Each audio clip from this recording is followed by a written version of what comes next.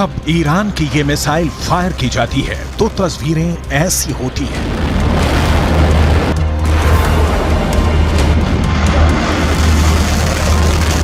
जब ईरान की ये मिसाइल अपने टारगेट पर गिरती है तो धमाका ऐसा होता है।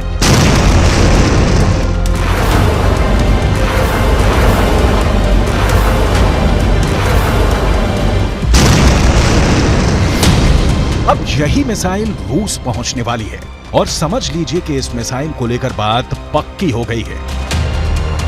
ये है ईरान की फतेह 110 मिसाइल। अमेरिका इसकी दहशत जानता है, इजराइल इसका खौफ समझता है और अब इसी मिसाइल के जरिए पुतिन यूक्रेन को डराना चाहते हैं।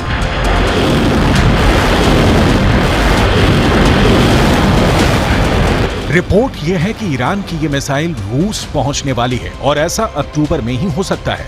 फतेह 110 को टेस्ट हुए पूरी दुनिया ने बहुत देखा है। अब इसकी असली हमले वाली लॉन्चिंग भी दुनिया जल्दी देखेगी। ऐसा क्यों होगा, इसके बारे में वॉशिंगटन में मौजूद institute of study of war ने बहुत साफ साफ बात बता दी है।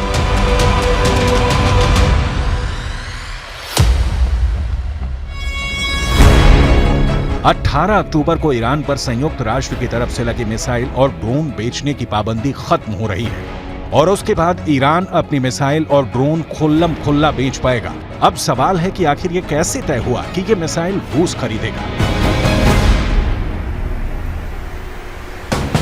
तो जवाब है कि 19 सितंबर को रूस के रक्षा मंत्री सर्गेई शोइगु ने ईरान का दौरा किया था। ये दौरा बहुत सीक्रेट रखा गया। हालांकि जो तस्वीर सामने आई उसमें यह साफ हो गया कि सर्गेई शोइगु ईरान की मिसाइल देखने तेहरान आए।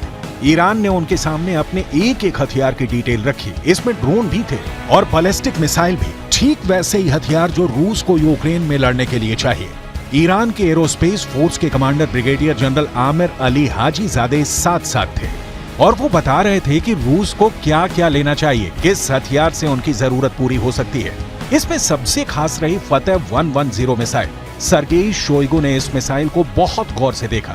उन्हें बताया गया कि ये कितनी खतरनाक और सटीक मिसाइल है और ऐसे ही हथियार से रूस ज़ेलेंस्की के बड़े बड़े अड्डों को मिट्टी में मिला सकता है। सर्गेई शोइगु इस मिसाइल को देखकर काफी खुश हुए। Нацелены на реализацию всего комплекса запланированных мероприятий, несмотря на противодействие со стороны Соединенных Штатов Америки и западных союзников.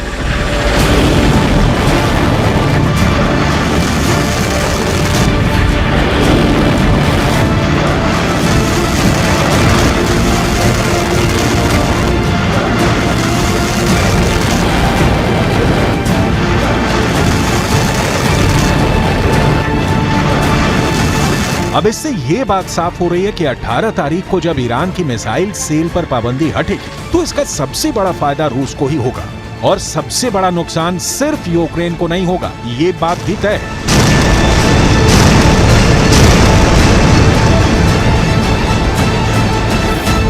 फतेह 110 मिसाइल को लेकर डर इतना ज्यादा क्यों है? क्यों है इतना ज्यादा खौफ? क्यों ईरान और रूस के दुश्मन बहुत ज्यादा घबराए हुए हैं? इसकी बहुत सी बारीक बातें हैं, आपको एक एक करके बताते हैं। इंफॉर्मेशन वॉल के जरिए आपको समझाने की कोशिश करेंगे कि क्यों इतना ज्यादा खौफ इस tactical short range ballistic missile को लेकर है। ईरान की यह मिसाइल 300 किलोमीटर की रेंज तक हमला कर सकती है। इसकी रेंज 300 किलोमीटर है और 300 किलोमीटर की रेंज में जो भी इसके दायरे में आए उसे नेस्त नाबूद कर देगी, उसे तबाह कर देती है। यानी कि शॉर्ट रेंज मिसाइल जरूर है ये। शॉर्ट रेंज मिसाइल होने के नाते कम दूरी के टारगेट पर बहुत बड़ी तबाही मचा सकती है। 3500 किलो भारी इस मिसाइल में 500 किलोग्राम का वॉरहेड है। ये 3500 किलो की जो मिसाइल आप देख रहे हैं फतेह 110, 500 किलो का वॉरहेड ले जाने में सक्षम है ये। यानी कि जहां ये मिसाइल गिरती है वहां 500 किलो वाले बम का धमाका होता है जो सिर्फ और सिर्फ अपने साथ तबाही लेकर आता है। ये अपने टारगेट के 3 मीटर के दायरे में गिरती है और एक बैलिस्टिक मिसाइल का इतना ज्यादा सटीक होना यकीन मानिए बहुत बड़ी बात है। ये मिसाइल मिडिल ईस्ट में अमेरिका के खतरे को देखते हुए बनाई गई थी और यही बात है जो पुतिन को बहुत ज्यादा इस फतेह 110 मिसाइल के बारे में पसंद आ गई है। यह मिसाइल इस वक्त हमास के पास है। हमास वो इस्लामी चरपंथी ऑर्गेनाइजेशन है जो कि इस वक्त पैलेस्टाइन में एक्टिव है और इजरायली सेना को खदेड़ने में सक्षम है।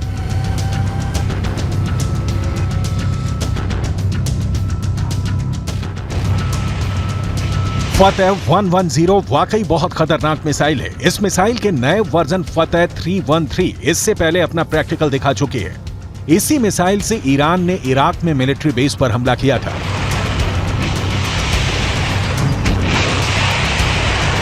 ये वही मिसाइल है जिससे ईरान ने जनरल कासिम सुलेमानी की हत्या का बदला लिया था।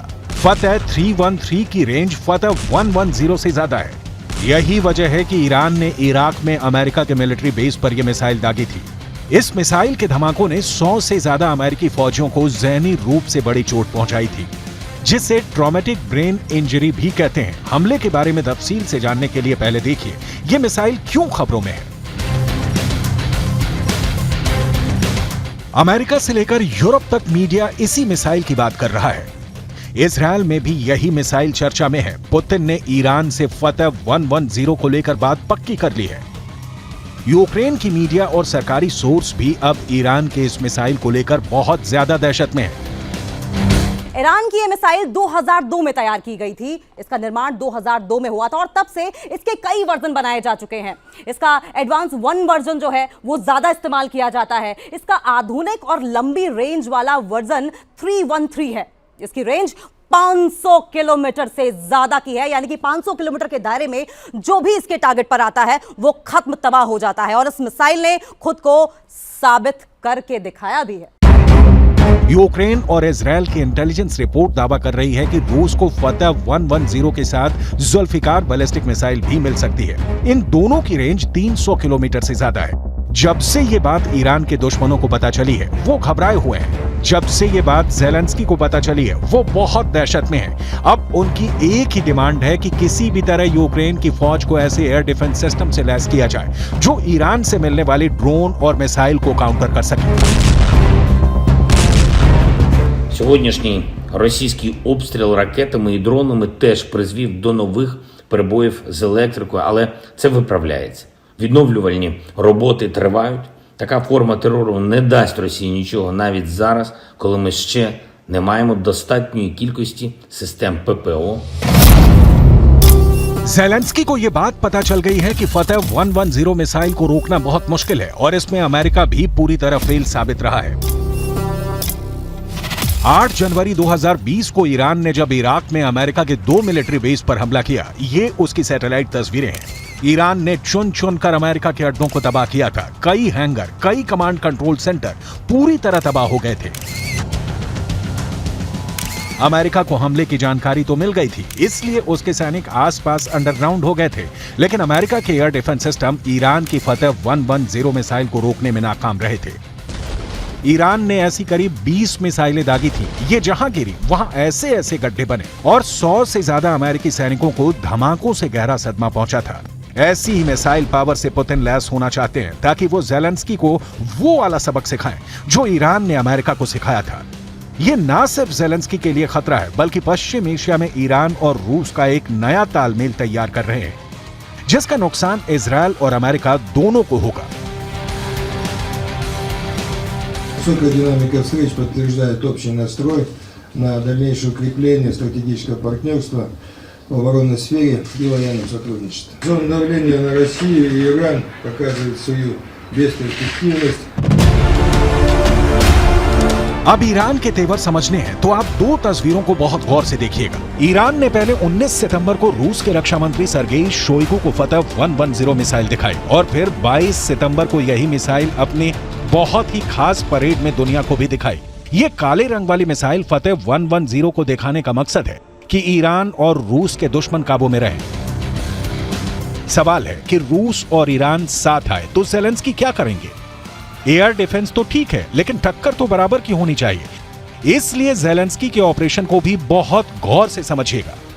ज़ेलेंस्की को अब एटैकम्स मिसाइल मिलने जा रही है जो हाइमर जैसे लॉन्चर से दागी जाती है।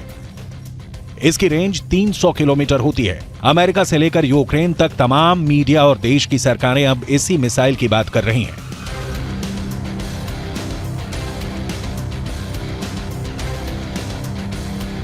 एटैकम्स मिसाइल पर अमेरिका ने अभी तक खामोशी बनाए रखी थी, लेकिन अब वो ये मिसाइल यूक्रेन को भेज रहा है। अगर ज़ेलेंस्की को ये मिसाइल मिली तो उनके हमले रूस के अंदर तक होंगे और ये युद्ध का दायरा बढ़ाने वाला बड़ा खतरा हो सकता है। अमेरिका को मालूम है कि ज़ेलेंस्की ईरान से सप्लाई किए गए शाहिद 136 के आगे लाचार हो चुके हैं, और अगर उन्हें फतेह 110 जैसी मिसाइल मिली तो रूस की फौज कैसे कीव को रौंदते हुए आगे बढ़ जाएगी।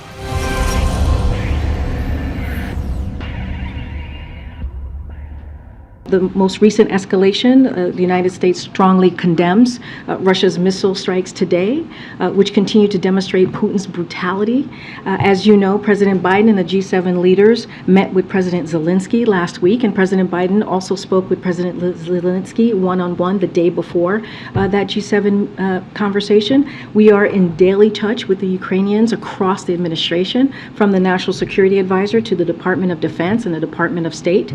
On Friday, we announced an additional $725 million in security package for Ukraine to provide critical needs for it to defend itself, continue to defend itself and bravely. इससे पहले ईरान के शाहिद 136 ने बहुत बड़ी तबाही मचाई है। ये वाकई बहुत खतरनाक ड्रोन है जो अकेले हमला नहीं करता, बल्कि एक साथ कई ड्रोन लॉन्च किए जाते हैं। ये आत्मघाती ड्रोन है। इन्हें ईरान का कामिकाज़े ड्रोन भी कहा जाता है, जो यूक्रेन की पोजीशन पर अटैक कर रहे हैं। देखा जाए तो ईरान अब सीधे तौर पर नहीं तो एक अलग मोर्चे पर अमेरिका को सबक सिखाना चाहता है, और इसीलिए उसने अपनी ड्रोन वाली ताकत रूस को दी है। जब ड्रोन से अटैक होता है तो आसमान से तबाही बरसती है। ये इसका ओरिजिनल वीडियो है।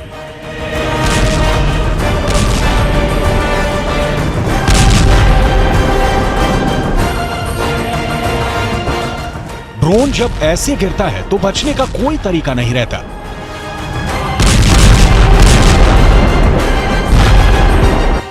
ये स्वार्म अटैक यानी एक साथ मधुमक्खियों की तरह हमला करते हैं। ये जहां टारगेट करते हैं वहीं हमला करते हैं। ऐसे ही हथियारों की सबसे बड़ी प्रयोगशाला बन चुका है यूक्रेन। ईरान ऐसे युद्ध में एक नई एंट्री है, और उसके ड्रोन ईरान की ड्रोन पावर को पूरी दुनिया में पहचान दिला चुके हैं।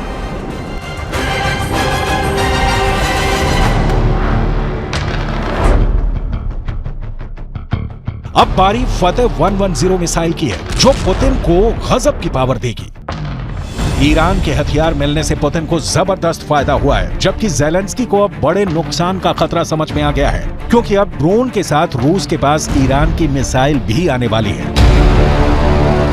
पुतिन और ईरान की दोस्ती अक्टूबर के महीने में अमेरिका और नाटो को बहुत धक्का पहुंचा सकती है। ईरान से निकाली गई आग अब यूक्रेन में नए शोले भड़काने वाली है, और पुतिन इसके लिए पूरी तरह तैयार हो चुके हैं।